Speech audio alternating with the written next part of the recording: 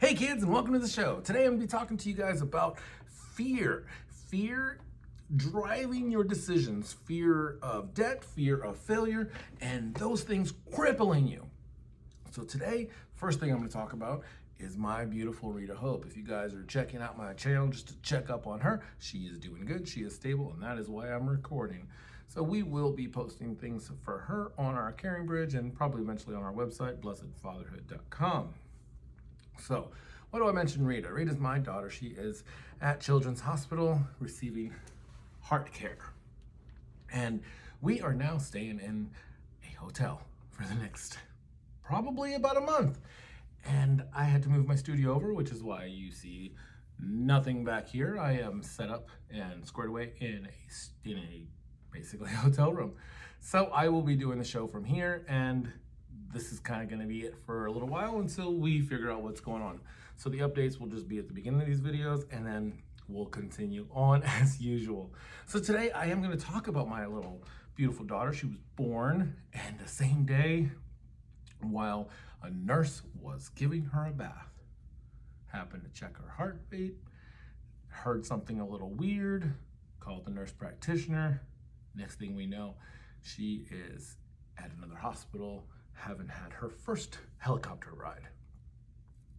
And I can tell you, emotions have been crazy. They've been up and down, happy, grateful, sad, scared, all of them mixed into one. And through it all, my wife and I have been working together and working hard to push ourselves through and to pray and to be on our knees. During that time, we were very blessed because one of the things that has not been an issue has been financial stuff. Now we are burning through money pretty quick, and unfortunately, that's just the way things go. We are sure spending a lot of money on gas going back and forth, trying to get things taken care of. However, we were well on our way to being debt-free with a goal of October, November at the latest. Definitely having a great Christmas debt-free. Now, we are not looking at being debt-free by Christmas. We are actually looking at being probably the most debt that we have ever been in, because medical debt. However, for the next month, 2 months, 3 months, or however long it takes, my full-time job is talking to the people that I need to talk to and getting all the resources available that I need to get to make sure that bill is paid for. In the meantime, I don't care. No amount of money is too much to protect my children. My wife and I were talking about this, and if you are not a pro-lifer, you're probably going to be upset about my opinion here, but that's okay because this is where it is. I have no idea how much it's going to cost to save my daughter's life. There is not a number that is high enough that I will not do everything in my power to make sure it's paid off and taken care of. But in many cities and states and places around the world, that little girl sitting there fighting for her life in that bed could have been aborted last week. For $450, it wouldn't be a problem. There'd be nothing. And here we are possibly spending $450,000 to save this little girl's life. Now, I just make that number up, but who knows? It may be low, it may be high. I don't care. Because money is just money. And because we have not been irresponsible and lived outside of our means, we don't have 5 cars that all have payments on them, we are going to be okay. Probably not going to be as plush a retirement as I had planned, but we're going to be okay.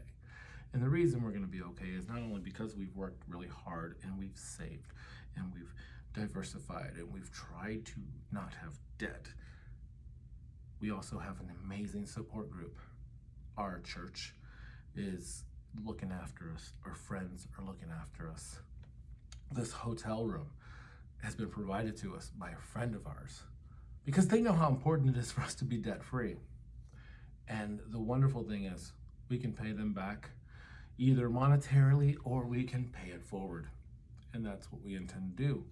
Hopefully both. I want to talk a little bit today about receiving a gift like that from someone. This is a huge gift, and it's really hard sometimes to accept a gift when you don't think you deserve it. My wife and I were talking earlier as we were doing our reflections over lunch, and we were talking about the sin against the Holy Spirit. The sin against the Holy Spirit is really simple, and a lot of people don't understand it. They think it's just blasphemy, but it's not. Blasphemy against the Holy Spirit is the inability within our own souls to accept the grace that is God's love.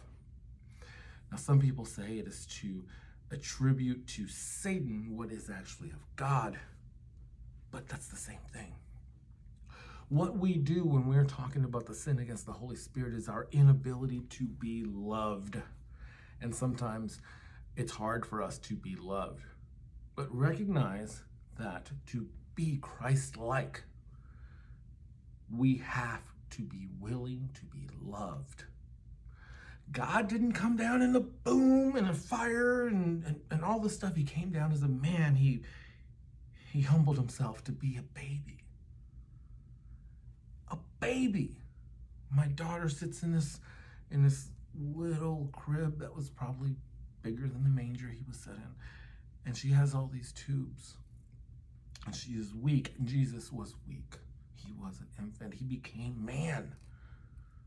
God became man so that we could know more about him and how to live. When I look into my daughter's eyes, I see hope. I see love. And I see strength. I think people lose sight of what we are supposed to do when we follow Christ. And please don't misunderstand me. I am not giving you permission to sin by any means. What I am telling you is that if you truly want to follow Christ, you are not trying to find his godlike nature, but you must follow his human nature. If God wanted you to follow his godlike nature, he would not have come down and become man for us to see that example and to be able to move forward into life. Now, who is this Jesus that we speak of? There are a lot of different people that say a lot of different things. But to me, Jesus was the incarnate God come down, weakening himself to be with us and among us and to teach us how to love. And one of the things that Jesus taught us as he was getting his feet washed by the young lady with the perfumes, you must allow yourself to be served. But then he lowered himself and he washed the feet of his apostles. Jesus constantly tells us to absorb the graces and to love, but he also tells us to serve. So if you're following someone that is not telling you to serve and is only saying, oh, everything is going to be okay no matter what, then are you really modeling your life after Christ? So my challenge today is to model your life after Christ, to serve others and to allow yourself to be served and to only speak truth. The story of Christ is an old one, but it's not hard to understand that a father or a mother would love their children so much that they would want to sit down on the ground next to them and play. When I want to spend time with my 5 and 6 year old, when I can, I get on the ground and I play with them. Christ coming from heaven was God, the Father, sitting on the ground next to us and saying, let's play. So have a relationship with Jesus, but remember, the relationship isn't about you becoming a perfect God. It is about God coming down and being an imperfect man so we can understand how to be perfect men and women of faith. We cannot be gods. We can try to imitate them. So until next time, work hard, be kind, and have fun.